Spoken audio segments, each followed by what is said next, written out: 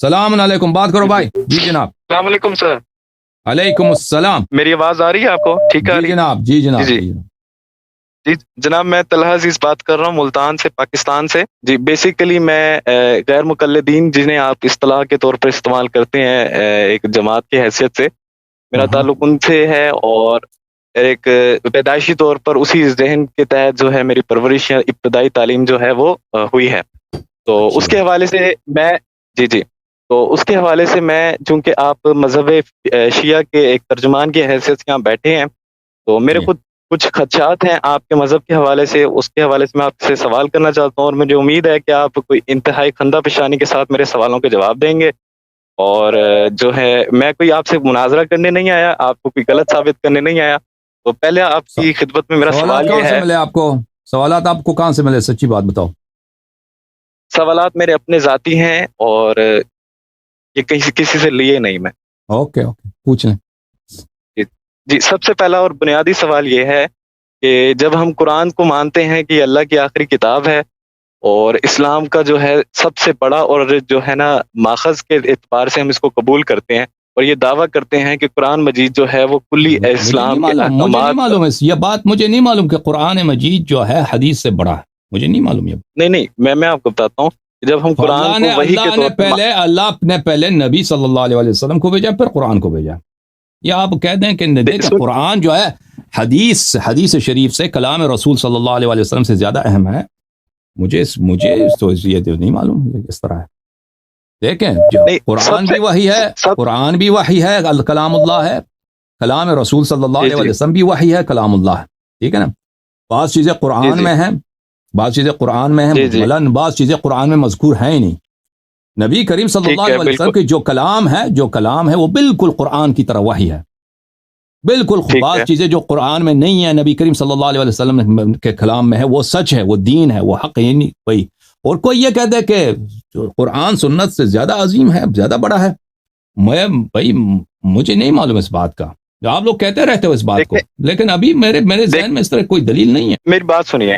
قرآن جو ہے وہ براہ راست ایک نسل بعد نسل اجماع اور تواتر کے ساتھ ایک سے دوسری نسل کو منتقل ہوا ہے، جس کے اندر براہ راست یہ سب جھوٹ ہے. میری بات تو مکمل ہے بھائی. یہ نہیں مانتا میں اس کو. قرآن جو ہے تواتر منقول ہے. وہ بخاری میں دیکھو تواتر اس کی نا. دیکھیں آپ بخاری کو کہاں سے لا رہے ہیں؟ میری بات تو آپ اس زمانے میں تو نہیں تھے نا. آپ پہ وہی تو نہیں آئی ہے کہ قرآن متواتر ہمیشہ متواتر ہے. وہ قرآن پہلے زمانے میں متواتر تھا یا نہیں تھا، تو یہ وہ پرانے زمانے کی کتابوں کو دیکھنا پڑے گا نا. آپ کی عمر اگر 1400 سال ہے تو مجھے بتائیں کہ آپ کی یادداشت میں یہ ہے. آپ کی عمر کتنی ہے؟ آپ میری عمر 19 سال ہے. ہاں تو پھر یہ تواتر کا جو ادعا ہے نا، تواتر کا ادعا قرآن کی تواتر صرف عثمان کے زمانے سے، اس سے پہلے متواتر نہیں ہے. میری بات مکمل تو ہونے دیجیے، میرا سوال مکمل ہوتے. میرا آپ سے سوال یہ تھا کہ قرآن اس وقت ہمارے ہاتھ میں ایک ایسی واحد کتاب ہے جس کے اندر خالق کائنات مخلوق سے براہ راست کلام کر رہا ہے. یہ غلط ہے کہ قرآن وہ واحد کتاب ہے وحی کا. بالکل واحد کتاب نہیں وحی کی. حدیث بھی وحی ہے. وما ينطق عن الهوى ان هو الا وحي يوحى.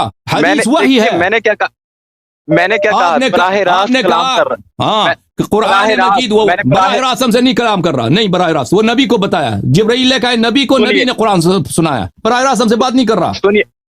آپ سنیے بات. دیکھیں آپ کے ذہن میں کچھ اوہام ہے کہ دیکھیں قرآن میں اللہ ہم سے براہ راست بات نہیں کرتا. قرآن کو اللہ نے جبرائیل کو دیا، بلکہ میکائیل کو دیا، میکائیل نے جبرائیل کو دیا، جبرائیل نے نبی صلی اللہ علیہ وسلم کو دیا، نبی صلی اللہ علیہ وسلم سے بعد میں ہمیں پہنچی. اسی طرح جو حدیث ہے وہ اللہ کی جانب سے، وہ جو وما ينطق عن الهوى ان هو الا وحي يوحى، اللہ کی جانب سے نبی جبرائیل کو ملا ہے. جبرائیل نے نبی کریم صلی اللہ علیہ وسلم کو احکام لایا، نبی کریم صلی اللہ علیہ وسلم نے ہمیں سنائے. بعض ایسے بھی ہیں وحی ہے جو مستقیم اللہ نے بغیر کسی واسطے کو نبی صلی اللہ علیہ وسلم کو دیا ہے، اور نبی صلی اللہ علیہ وسلم سے ہمیں پہنچی اور اہل بیت علیہ السلام سے ہمیں پہنچی. ٹھیک ہے نا. تو یہ کہنا کہ اللہ ہم سے صرف قرآن کے ذریعے بات کرتا ہے یہ بھی جھوٹ ہے.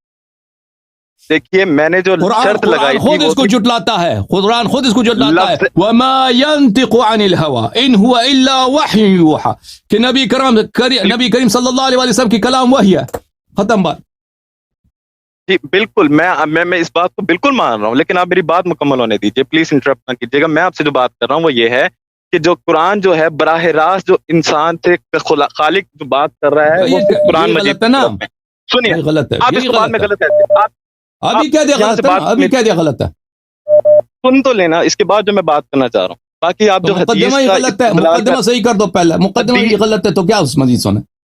میں اس کے بعد حدیث پہ آ رہا ہوں نا. حدیث کے بارے میں کیا کہنا چاہ رہا ہوں، حدیث کے اوپر میں آ رہا ہوں. حدیث جو ہے وہ مختلف تاریخی عوامل کے تحت ہم تک پہنچی ہے، جس کو رسول اللہ صلی اللہ علیہ وسلم کی وفات کے بعد. قرآن بھی یہی ہے، یہی تو عرض ہے قرآن میں بھی. نہیں یہی سنیے تو تو عرض ہے کہ قرآن کی تاریخ آپ کو نہیں معلوم. آپ سمجھتے ہیں کہ قرآن بھی بالتواتر مقبول ہے. حدیث جو ہے مختلف تاریخی عوامل کے تحت ہم تک منتقل ہوئی. قرآن بھی یہی ہے بھائی، قرآن بھی یہی ہے. بخاری مسلم تھوڑی ہے.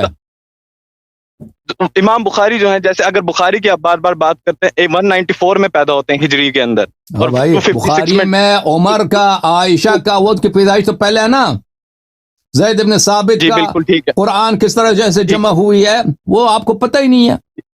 آپ سمجھتے ہیں کہ ہاں نہیں، وہ سارے بیان ہے. آپ صرف بخاری کے اوپر آ رہے ہیں، میں قرآن کے اوپر بات لے کر آ رہا ہوں. میں اسے بڑے سٹیپ کے اوپر بات کر رہا ہوں. میں اب جو بنیادی سوال یہ تھا کہ آپ میری بات کو نہیں سمجھ رہے نا بھائی، آپ میری بات کو نہیں سمجھ رہے. آپ کہہ رہے ہیں کہ قرآن امامت ہے، آپ کا جو آپ کی جو منہج کی ایک مین اساس ہے، جو عقیدہ ہے، وہ ہے عقیدہ امامت جو ہے نا ولایت کا. تو میرا آپ سے بنیادی سوال یہ ہے کہ قرآن مجید عقیدہ امامت و یہ ولایت کے تحت کن چیزوں کی ہمیں جو ہے وہ ماننے کی، کن کن جگہوں پہ ہمیں تعلیم دیتا ہے. 100 مرتبہ آپ لوگوں کو سمجھایا، یہاں پہ میں نے چیلنج دیا، دعوت دی آپ کے علماء کو کہ بخاری مسلم آپ کے احادیث کے روح سے قرآن بری طرح سے ناقص ہے. جماعت عمریہ کے روایات کے روح سے بات کرنے دو نا بھائی. یہ سوال کر اتنی ہم نے یہ سوال سنا ہے، اتنی بار جواب دیا ہے. وہ بھائی اردو میں بات کر رہا ہوں، اپنے علماء کو میری بات پہنچا دو. آؤ ہمارے پہلے او بھائی بات سنو طلحہ صاحب، پہلے بات دیکھیے میں مسلمان ہوں. آپ مجھے کن چکروں میں لے، آپ مجھے عالموں کا کہہ رہے ہیں، آپ مجھے بخاری مسلم. میں آپ سے قرآن کے اوپر بات کرنا چاہ رہا ہوں، اور میں قرآن کے متعلق بات کر رہا ہوں نا. بات کو سننے دو. جی آپ لوگوں کو ایک توہم ہے، ایک جھوٹ ہے، ایک کذب ہے، مشہور کرا دیا کہ مذہب عمریہ میں قرآن جو ہے وہ ناقص نہیں ہے. اور یہی عرض ہے ہمارا کہ تمہاری مذہب میں عمر کی شہادت سے، عائشہ کی شہادت سے، عثمان کی شہادت سے، زید بن ثابت کی شہادت سے، صحابہ کی مختلف صحابہ کی شہادت سے قرآن بری طرح ناقص ہے. جب ایک کتاب ناقص ہے ہر مسئلے میں، مجھے نہیں معلوم کہ کیا اس میں سے ناقص ہے، کہتے ہیں ناقص ہے، ختم بات. آیات اس میں ختم ہو گئی ہیں، اکثر آیات اس کی کھو گئی. آپ لوگ نہیں بخاری مسلم بھائی، یہ بھائی تو میں کیا اردو میں کہہ رہا ہوں نا، کہہ کر یہ بات ہم تک گئے ہیں بھائی. بار بار اسی کو تکرار کرنا پڑتا ہے، بار بار تکرار کرنا پڑتا ہے. بھائی تم کہتا ہوں بخاری مسلم کی روح سے، آپ لوگ نہیں، ہم لوگ نہیں، آپ کتب کی روح سے. اپنے علماء کو لاؤ یہاں پر، پہلے یہاں پہ ثابت کرو کہ تمہاری مذہب میں قرآن کامل ہے، پھر ڈیمانڈ کرو کہ قرآن میں فلان مطلب ہمیں دکھاؤ.